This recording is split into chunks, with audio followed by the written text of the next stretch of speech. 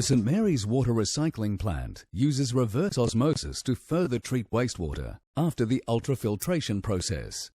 Reverse osmosis membranes are constructed from a membrane flat sheet. It is comprised of 3 layers: a polyester fabric support base, a microporous polysulfone layer, and a 0.2 micron thick polyamide barrier layer. The polysulfone layer strengthens the very thin barrier layer. It is the barrier layer that removes nutrients, chemicals, bacteria, and viruses from the water. The membrane flat sheet is combined with a sheet of feed channel spacer. This provides turbulence and creates space between the membrane sheets for the feed water. A sheet of permeate spacer is added to the membrane sheets and feed channel spacer. This enables the final recycled water product, or permeate, to flow evenly across the entire membrane surface, even under high pressure. The back of the membrane is completely sealed to the edges of the permeate spacer. The membrane sheets are glued along each of the 3 exposed sides and rolled around the core tube. Feed water is forced through the feed channel spacer and into the barrier layer of the membrane. Water passes through the membrane surface into the permeate channel. It flows in a spiral direction and collects in the core tube.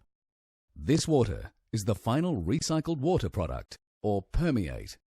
There are 7 spiral wound elements loaded in one pressure vessel. Once the end adapter is connected to the last element and the pressure vessel is sealed, feed water can be introduced. Feed water is pumped at high pressure into the vessel. As it travels, small molecules like water pass through the membrane, while larger particles such as salt, bacteria, and viruses do not. The final recycled water product is collected from the end of the elements. The concentrate or reject from that vessel flows to another stage, producing more recycled water. At St Mary's, there are 6 reverse osmosis treatment trains, each with 3 stages. This design produces the highest amount of recycled water with reduced concentrate waste. Stage 1 has 52 pressure vessels, Stage 2 has 24 pressure vessels, and Stage 3 has 12 pressure vessels. 58 million litres of feed water enters the reverse osmosis system on a daily basis. As the feed water passes through each stage, more recycled water is extracted. 65% of recycled water is extracted at Stage 1.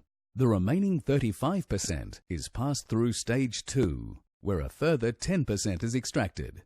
The final 25% is passed through Stage 3, where the last 5% of recycled water is extracted. 80% of all feed water is recovered as recycled water. An average of 50 million litres of recycled water is produced every day at St Mary's. The remaining concentrate contains so much salt and impurities that to recycle it would not make economic sense. This concentrate stream of 8 million litres a day is sent to North Head Wastewater Treatment Plant, where it is treated and released into the ocean.